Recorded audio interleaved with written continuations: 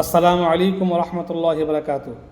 যেসব দম্পতির বা স্বামী স্ত্রীর সন্তান হয় না, তাদের জন্য একটা আমল বা দোয়া রয়েছে যে প্রতি নামাজ বাদ স্বামী স্বামীর জায়গা থেকে, স্ত্রী স্ত্রীর জায়গা থেকে, ঘরে হোক বাইরে হোক, প্রতি নামাজ বাদ স্বামী এবং স্ত্রী উভয়ে উভয়ে এই একসাথে মানে প্রতিদিন এই আমল একসাথে 3 বার করে পাঠ করতে হবে।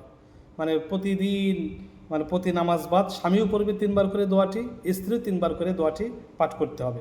কীভাবে পাঠ করতে হবে? বিসমিল্লাহি ওয়াসসালাতু ওয়াসসালামু আলা রাসূলিল্লাহ রব্বি লা তাযারনি ফারদা ওয়া আনতা খায়রুল ওয়ারিসিন। আমি আবারও পাঠ করছি যে 3 বার পাঠ করতে হবে। বিসমিল্লাহি ওয়াসসালাতু ওয়াসসালামু আলা রাসূলিল্লাহ রব্বি লা তাযারনি ফারদাও ওয়া আনতা খায়রুল ওয়ারিসিন। প্রতি নামাজ বাদ স্বামী স্ত্রী যার যার জায়গা থেকে 3 বার এই দোয়াটি পাঠ করবে। দোয়াটির অর্থ, হে আমার রব, আমাকে একা রাখবেন না, আমাকে আমাকে একটা নেক সন্তান দান করেন। আপনি তো সর্বোত্তম উত্তরাধিকারী, আপনি সর্বোত্তম উত্তরাধিকারী, আমাকে একা রাখবেন না, আমাকে একটা নেক সন্তান দান করেন। এইভাবে স্বামীও আমল করবে, স্ত্রীর জায়গা থেকে প্রতি নামাজ বাদ এ আমল করবে। আশা করা যায় খুব অচিরেই আল্লাহ পাক রব্বুল আলামিন এই দম্পতিকে এই সন্তান দান করবেন।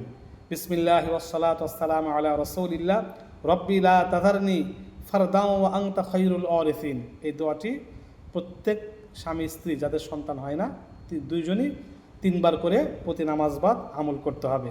আল্লাহ পাক তৌফিক দান করুন, আমিন।